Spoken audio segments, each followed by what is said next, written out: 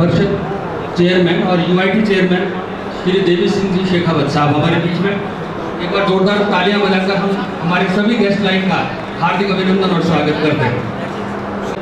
के साथ हमारे सभी जो मंच पर आसीन हमारे अतिथि हैं सभी को सादर आमंत्रित कर रहा हूँ कि आप पधारें और दीप प्रज्वलन कर आज के कार्यक्रम का आगाज करें। माननीय मुख्य अतिथि महोदय माननीय श्री हेमसिंह जी भंडारा साहब।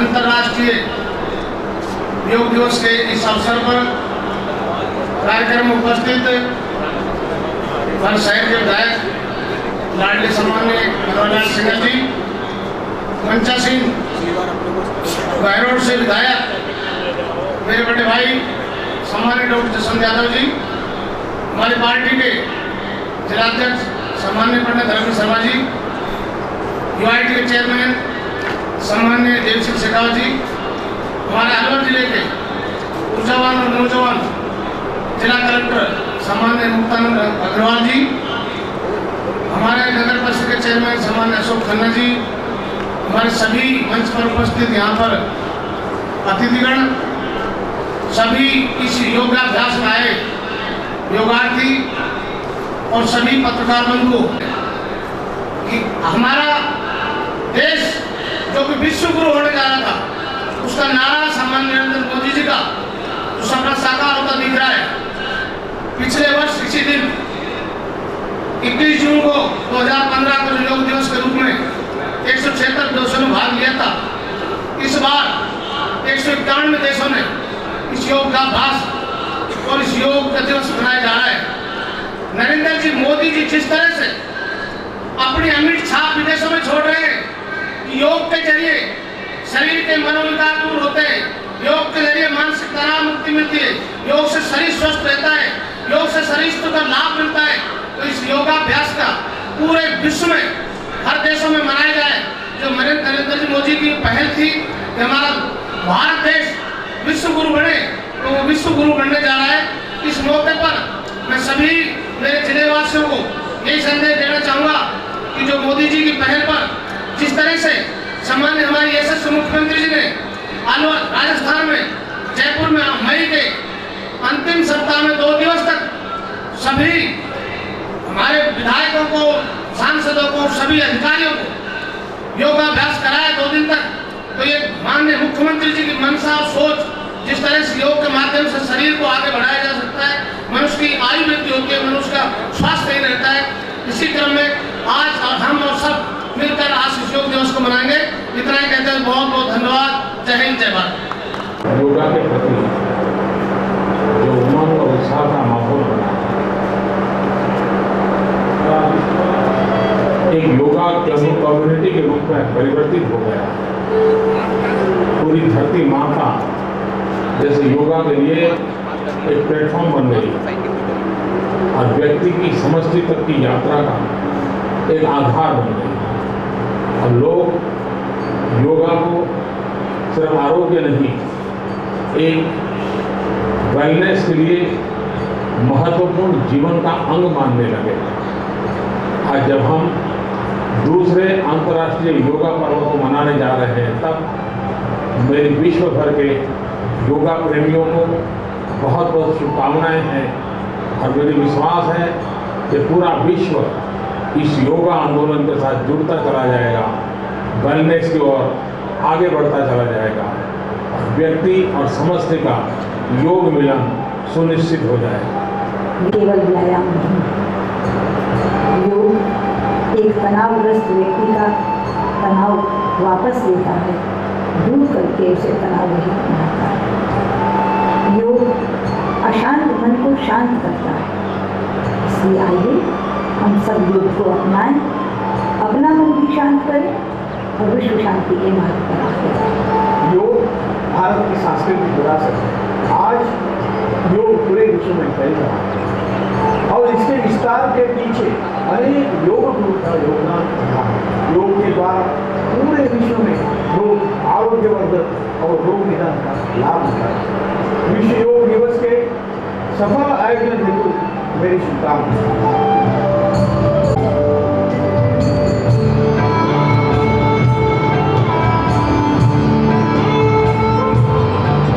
माननीय प्रधानमंत्री श्री नरेंद्र मोदी जी ने आयुष मंत्रालय भारत सरकार के नेतृत्व में राजपथ नई दिल्ली में आयोजित योग प्रदर्शन का नेतृत्व किया।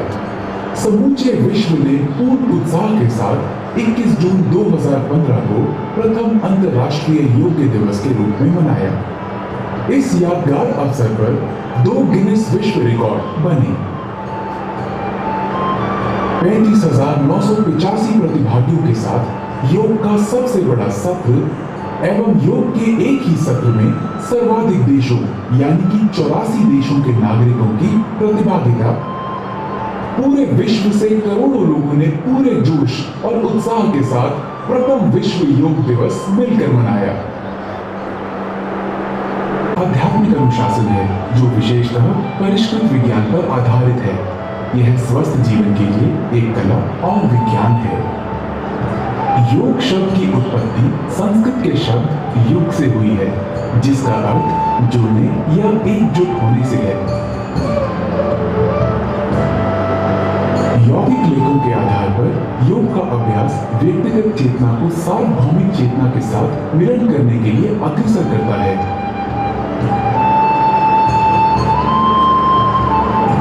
जिससे मन और शरीर तथा मनुष्य और प्रकृति के बीच एक बेहतर संतुलन बना रहे। योग के विज्ञान की उत्पत्ति हजारों वर्ष पूर्व धर्म व विश्वास की पहली व्यवस्थाओं के जन्म से भी पहले हुई थी। यौगिक लेखों के आधार पर शिव, जो कि पहले योगी या आदि योगी थे, उन्होंने अपने गहन ज्ञान को अपने 7 शिष्यों, प्रसिद्ध सप्तऋषियों या 7 मनीषियों के बीच प्रसारित किया था। योग को पूर्व वैदिक काल से ही अभ्यास में लिया जाता रहा है, लेकिन महर्षि पतंजलि, जिन्हें आधुनिक योग के पिता के रूप में माना जाता है, वही पहले व्यक्ति थे जिन्होंने उस समय के अभ्यासों को अपने योग सूत्रों के आधार पर सुव्यवस्थित और संहिताबद्ध किया। बाद में अनेक योग गुरुओं ने इस विद्या के संरक्षण और विकास के लिए अपना योगदान दिया और इस आश्चर्यजनक अभ्यास को फैलाया। योग के विभिन्न विद्यालय हैं, जिनमें ज्ञान योग, भक्ति योग, कर्म योग, पातंजलि योग, हठ योग, कुंडलिनी योग, ध्यान योग, मंत्र योग, लय योग, जैन योग, बौद्ध योग आदि शामिल हैं। प्रत्येक विद्यालय की अपनी पद्धतियां और अभ्यास हैं जो योग के मुख्य लक्ष्य और उद्देश्यों की ओर मार्गदर्शन करती हैं। कुछ प्रमुख रूप से अभ्यास में लाई जाने वाली योग साधनाएं हैं यम, नियम, आसन, प्राणायाम, प्रत्याहार, धारण, ध्यान, समाधि, बंधा, मुद्रा, शतकर्मा, युक्त धारा, मंत्र जापा तथा युक्त कर्म। योग का अभ्यास करने वाले को योगाभ्यास करते समय यहाँ बताए जा रहे कुछ निर्देशक सिद्धांतों का पालन करना चाहिए। अभ्यास से पूर्व योगाभ्यास शांति और आनंद के वातावरण में शांत शरीर और मस्तिष्क के साथ करना चाहिए। यह खाली पेट या हल्के पेट करना चाहिए। यदि आपको कमजोरी का अनुभव होता है तो गुनगुने पानी में शहद मिलाकर पी लें। शरीर की गतिविधियों की सहजता के लिए हल्के और आरामदायक सूती कपड़ों को प्राथमिकता देनी चाहिए। कोई पुरानी बीमारी, दर्द या हृदय संबंधी समस्या होने पर योगाभ्यास करने से पहले किसी चिकित्सक या योग चिकित्सक से परामर्श अवश्य करें। अभ्यास के दौरान अभ्यास सत्र का प्रारंभ प्रार्थना या वंदना से किया जाना चाहिए, क्योंकि इससे मन की शांति के लिए एक सहायक वातावरण बनता है। योग अभ्यास धीरे धीरे तनाव मुक्त तरीके से शरीर और सांस की जागरूकता के साथ किए जाने चाहिए।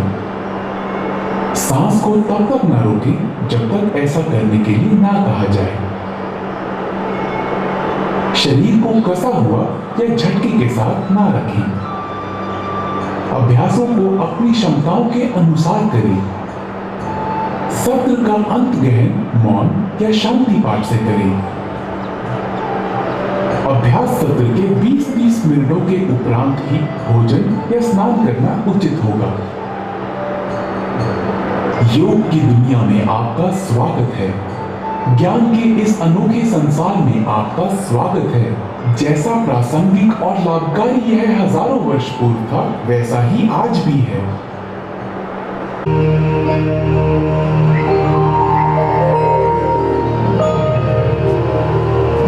संगच्छध्वं संवदध्वं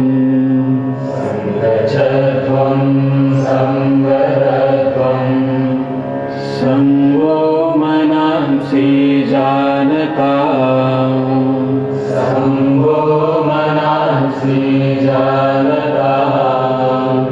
देवा भवे संजानाना उपासते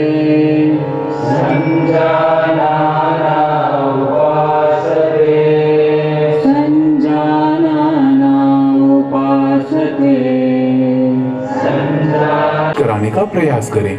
सांस भीतर लें तथा सिर को उतना पीछे ले जाएं जितना आराम से जा सके, और सांस भीतर लिए हुए सिर को वापस आगे लाएं।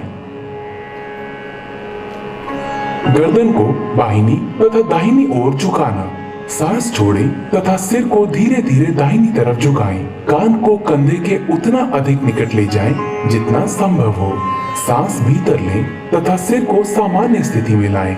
सांस छोड़ें तथा सिर को बाईं तरफ झुकाएं। सांस भीतर लें तथा सिर को वापस सामान्य स्थिति में लाएं। दाहिनी और बाहिनी ओर घुमाना। सांस छोड़ें तथा सिर आराम से दाहिनी तरफ इतना घुमाएं कि थोड़ी कंधे की सीध में आ जाए।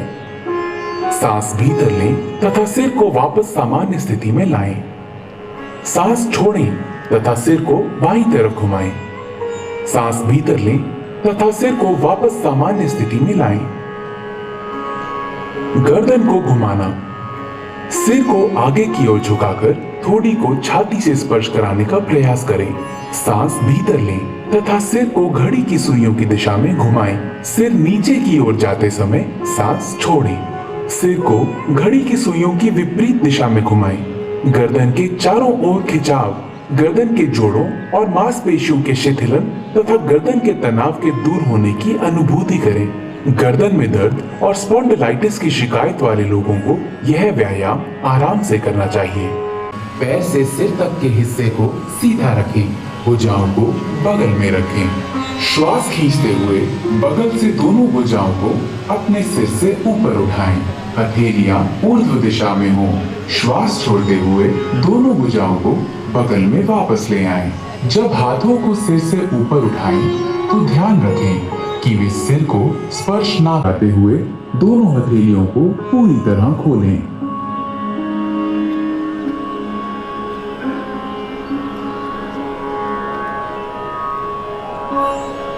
दाएं कंधे पर दोनों कोहनियों को पूरी तरह चक्राकार घुमाएं। आगे की ओर कोहनियों को घुमाते हुए वक्षस्थल के सामने स्पर्श कराने और कोशिश करें कि इस दौरान भुजाएं शरीर को स्पर्श करें। इस क्रिया को बाएं से दाएं अर्थात घड़ी की सुई की विपरीत दिशा में 5 बार दोहराएं। धड़ को घुमाना। पांवों को परस्पर 2 फुट की दूरी पर रखें। दोनों हाथों को छाती की ऊंचाई तक इस प्रकार उठाएं कि दोनों हथेलियां एक दूसरे के सामने हों। सांस छोड़ें। शरीर को दाहिनी तरफ इतना घुमाएं कि दाहिनी हथेली बाएं कंधे को स्पर्श कर ले। सांस भीतर रहते हुए वापस लौटें। पुनः इस व्यायाम से घुटने तथा कूल्हे के जोड़ मजबूत होते हैं। अत्यधिक आर्थराइटिस की समस्या होने पर इस व्यायाम को छोड़ दें। हाथों को नीचे लाते समय सांस छोड़ें। उंगलियों को आपस में जकड़ें तथा कलाइयों को बाहर की तरफ मोड़ें। सांस भीतर लें तथा भुजाओं को ऊपर उठाते हुए कंधों की सीध में ले जाएं। एड़ियों को भूमि से ऊपर उठाएं और अंगूठों पर संतुलित हों। इस स्थिति में 10 से गलत मुद्राओं को ठीक करता है। सांस छोड़ें, एड़ियों को नीचे लाएं, उंगलियों की जकड़न को खोलें, हाथों को धड़ के समांतर नीचे लाएं और खड़े होने की मुद्रा में वापस आएं। वृक्षासन। श्वास को शरीर के बाहर छोड़ते हुए दाएं पैर को मोड़कर उसके पंजे को बाएं पैर की अंदरूनी जांघ पर रखें। ध्यान रखें कि एड़ी मूलाधार अर्थात पेरिनियम क्षेत्र से मिली होनी चाहिए तक रहें। इस दौरान सामान्य रूप से श्वास प्रश्वास करें। यह आसन तंत्रिका तंत्र की स्नायुओं को लेकर आए। इस आसन का अभ्यास बाएं पैर से भी करें। पादहस्तासना। पाद का अर्थ है पैर और हस्त का अर्थ है हाथ। धीरे धीरे सांस भीतर लें और हाथों को ऊपर उठाएं। शरीर को कमर से ऊपर की ओर खींचें। सांस छोड़ें तथा आगे की तरफ तब तक झुकें जब तक पूरी हथेली धरती को स्पर्श करने लगे। इस अंतिम स्थिति को 10 से 30 सेकंड तक बनाए रखें। जिन लोगों को पीठ की अकड़न की समस्या हो उन्हें अपनी क्षमता के अनुरूप ही झुकना चाहिए। अब सांस भीतर लें, धीरे धीरे सीधी स्थिति में आए और भुजाओं को सिर के ऊपर ले जाकर खींचें। सांस छोड़ें और धीरे धीरे प्रक्रियाओं को विपरीत क्रम में करते हुए प्रारंभिक स्थिति में आए। सांस छोड़ें, सिर को पीछे झुकाएं, गर्दन की मांसपेशियों को खींचें, मजबूती प्रदान करता है। यह सांस लेने की क्षमता को बेहतर बनाता है। सांस भीतर लें, धीरे धीरे वापस आएं तथा विश्राम करें। उच्च रक्तचाप के रोगियों को सावधानी से झुकना चाहिए, वे क्षतिज ना हो जाएं। सांस छोड़ें, धीरे धीरे दाहिनी तरफ झुकें और दाहिने हाथ को दाहिने पैर के ठीक पीछे रखें। बाएं हाथ को दाहिने हाथ की सीध में खड़ा करें। सामान्य श्वास के साथ इस स्थिति में 10 से 30 सेकंड तक रहें। यह समतल पैर से बचाता है, पिंडलियों, जांघों तथा कमर की मांसपेशियों को मजबूती प्रदान करता है और मेरुदंड को लचीला बनाता है। साइटिका और उदर शल्य चिकित्सा के उपरांत यह आसन ना करें। अपनी शारीरिक सीमाओं से आगे ना जाएं।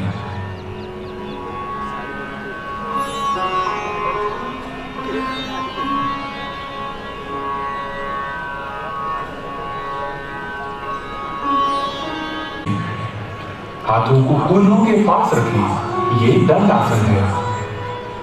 अब अपने पैरों के तलवों को एक साथ रखें। सांस छोड़ें और अपने हाथों को अपने पैरों के अंगूठों पर कसें।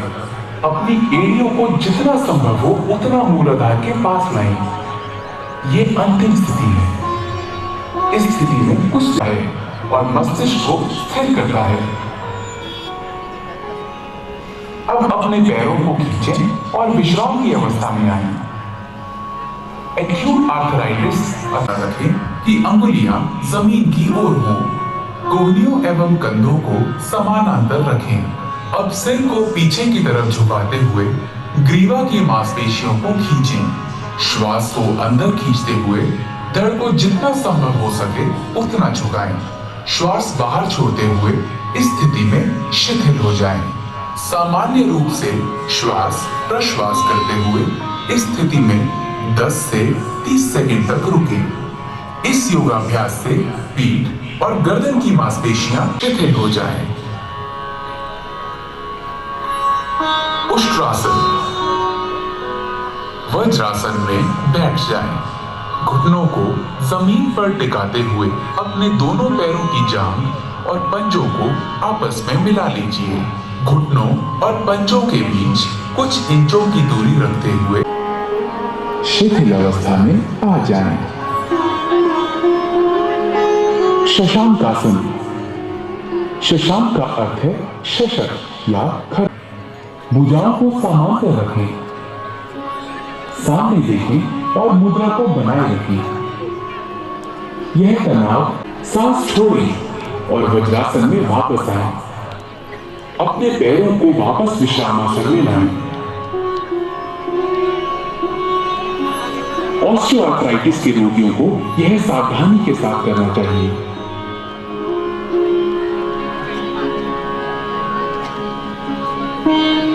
उत्तान मंडलों पर रखें। अपनी पीठ और गर्दन को सीधा रखें और थोड़ी देर इसी स्थिति में बने रहें।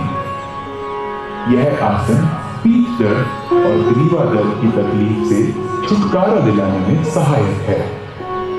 यह आसन शरीर के मध्य पट के लिए लाभदायक। दर्द से पीड़ित व्यक्तियों को इस आसन से परहेज करना चाहिए। लाकर पूर्ववत स्थिति में ले आए।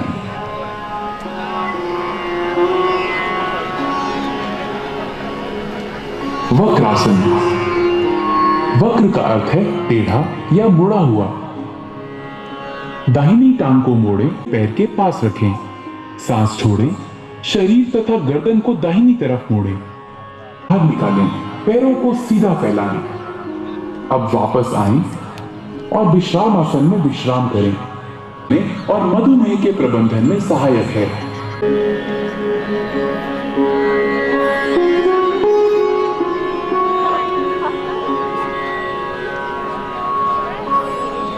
अपना सिर पीछे घुमाएं, सांस छोड़ते हुए अपने हाथ बाहर निकालें, पैरों को,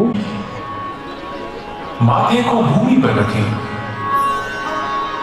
अब अपनी हथेलियों को छाती के पास रखें और कोहनियों को उठाएं।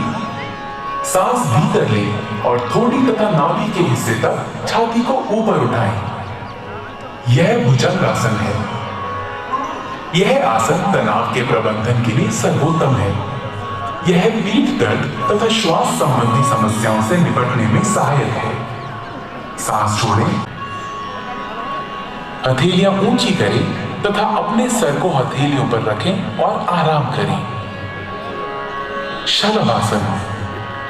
शलभ का अर्थ है पतंगा या टिड्डा। पेट के बल लेट जाएं, टांगे आपस में जोड़ लें, थोड़ी को भूमि पर रखें, दोनों हाथ शरीर के किनारे ऐसे रखें कि हथेलियां ऊपर की। यह कंधे की मांसपेशियों को आकार देता है। अब सांस छोड़ें, टांगों को नीचे भूमि की ओर ले आएं, अपनी बाहें निकालें और भूमि पर विश्राम करें। हृदय रोगियों को यह मुद्रा नहीं करनी चाहिए। सेतु बंधासन है। इसी कारण इस आसन का नामकरण उत्तान पाद आसन हुआ है। जमीन पर आराम से पीठ के बल लेट जाएं, पैरों की स्थिति सीधी हो और हाथों को बगल में रखें। श्वास लेते हुए घुटनों में सामान्य रूप से श्वास प्रश्वास करते हुए इस नाभि केंद्र अर्थात नाभि मणि चक्र में सर्वप्रथम अपने पैरों को 30 डिग्री तक उठाएं, तत्पश्चात 60 डिग्री का कोण बनाएं। अब धीरे धीरे पैरों को 90 डिग्री के कोण की स्थिति में ले आएं। यह अर्ध हलासन की पूर्ण स्थिति है। इस अवस्था में शरीर की स्थिति नितंब से कंधे तक सीधी होनी चाहिए। यह आसन गहरे तनाव से ग्रस्त व्यक्तियों के लिए अत्यंत लाभदायक है, परंतु उन्हें बड़ी सावधानी पूर्वक यह आसन करना चाहिए। पीठ के निचले हिस्से के दर्द से पीड़ित व्यक्तियों को दो आपस में जकड़ लें और घुटनों के नीचे पिंडियों को अच्छी तरह पकड़ लें। सिर तथा कंधे उठाएं और घुटनों को थोड़ी से छूने का प्रयास करें। यह पवन मुक्त आसन है। संपूर्ण विश्राम के लिए किया जाता है। अपनी भुजाओं और टांगों को फैलाकर आराम से पीठ के बल लेट जाएं। हथेलियां ऊपर की ओर हो, आंखें बंद कर लें। पूरे शरीर को जागृत भाव से विश्राम दें। अवस्था में रहें। यह आसन सभी प्रकार के तनावों से मुक्ति। यह तनाव तथा उसके परिणामों के प्रबंधन में बहुत सहायक है। आराम की स्थिति में लाएं। बाईं हथेली को बाएं घुटने पर ज्ञान मुद्रा में रखें। दायां हाथ नासाग्र मुद्रा में होना चाहिए। दाएं अंगूठे को दाहिने नासिका छिद्र पर रखें। बाएं नासिका छिद्र से श्वास अंदर लें, फिर इसे बंद कर लें। दाहिने नासिका छिद्र से श्वास बाहर निकालें। अगली बार दाहिने नासिका छिद्र से सांस भीतर लें। दाहिना नासिका छिद्र बंद करें और बाएं नासिका छिद्र से श्वास बाहर निकालें। यह नाड़ी शोधन या अनुलोम विलोम प्राणायाम का एक चक्र है।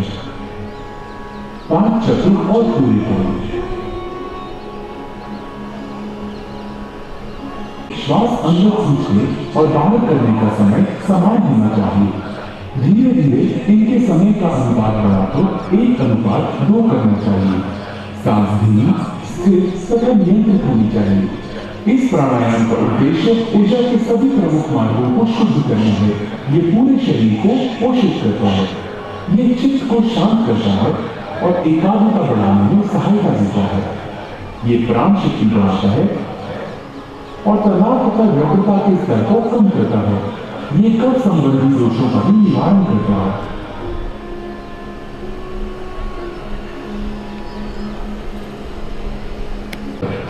पद्मासन अथवा किसी भी आरामदायक आसन में बैठ जाएं।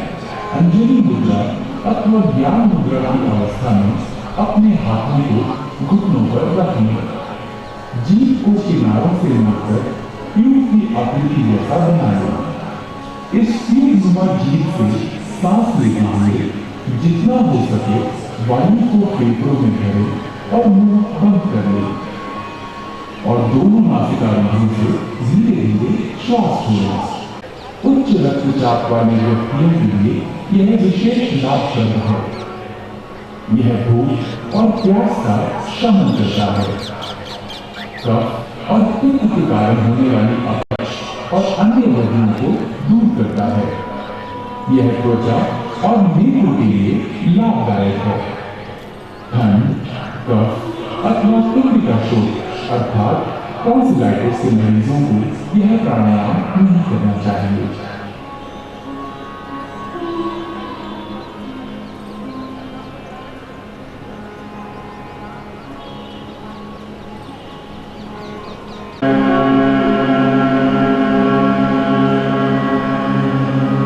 ये अनिद्रा की अच्छी दवा है। इसे तनाव संबंधी विकारों को दूर करने में बहुत कारगर पाया गया। अब ब्राह्मी को षण्मुखी मुद्रा में करें। अपने कानों को अंगूठों से बंद कर लें। अब तर्जनी, नामिका और कनिष्ठिका उंगलियों को अपने होठों पर रखें। अपनी नाक खोलें और दोनों छिद्रों से श्वास भीतर लें। नियंत्रित गति से धीरे धीरे भौरे की भुनभुन सी आवाज करते हुए श्वास छोड़ें।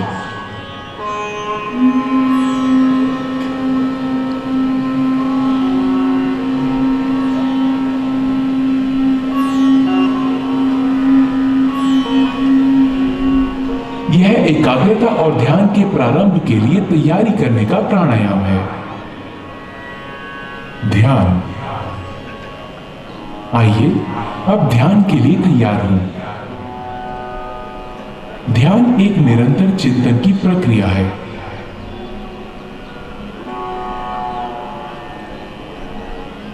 ध्यान की किसी भी मुद्रा में बैठें। अपने मेरुदंड को आरामदायक उठाकर बैठ जाएं। आपको एकाग्र होने की आवश्यकता नहीं है, वरन केवल अपनी दोनों भौहों के बीच हल्का ध्यान दें और अपनी सांसों के प्रति जागरूक हों। ध्यान मस्तिष्क को शांत और आनंदमय रखता है। ये एकाग्रता स्मृति विचारों की स्पष्टता तथा इच्छा शक्ति को बढ़ाता है। ये पूरे शरीर और मस्तिष्क को सही तरह से आराम देकर इसे पुनः चैतन्य कर देता है। ये सकारात्मक भाव जगाने में सहायक है। ध्यान हमें आत्मानुभूति की दिशा में आगे बढ़ाता है।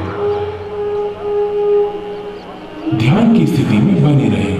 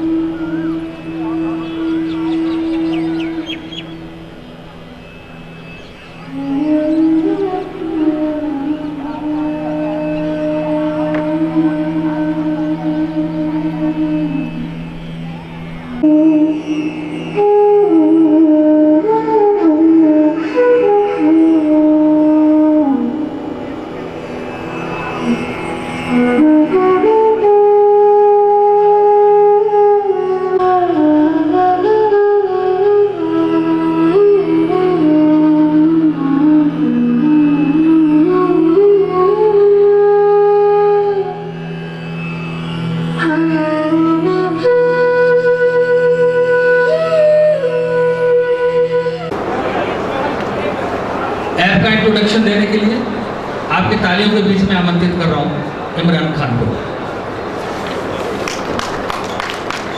नमस्कार आप सब।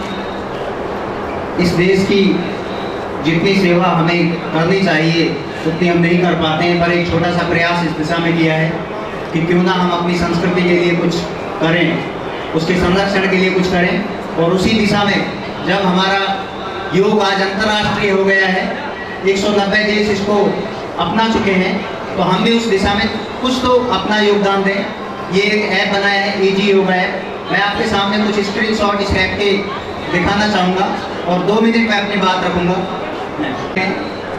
कि योगा प्रोटोकॉल के तहत हमें कौन कौन से योगासन, कौन कौन से प्राणायाम करने चाहिए, किस तरह करने चाहिए, उनकी हमें बरतनी चाहिए, इस ऐप में हमने दर्शाया है।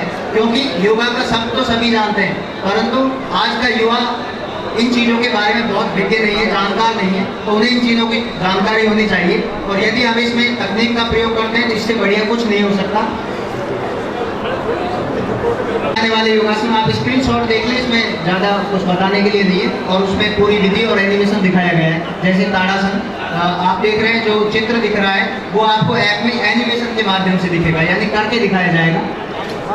इसी तरह त्रिकोणासन, बैठकर किए जाने वाले आसन है, वज्रासन और जो भी आसन है वो सभी इसमें लिए हुए हैं, उष्ट्रासन वगैरह। अधोमुख लेट कर किए जाने वाले आसनों को जो 4 प्रकारों में बांटा गया है वो सभी इसमें। मैं डॉक्टर अशोक कुमार जी को बुलाना चाहूँगा, क्योंकि मैं खुद योगा में कोई एक्सपर्ट, लवानिया जी और अशोक कुमार जी ने बहुत समय देकर अल्प समय में इसको तैयार हमने किया है। हमारे जिला कलेक्टर महोदय की प्रेरणा, जिनके बिना ये संभव नहीं था, केवल 5 दिन में हमने इसको तैयार। माननीय मुख्य सचिव महोदय ऐप को लॉन्च करें, एक बार जोर दो तालियां ऐप लॉन्चिंग पर।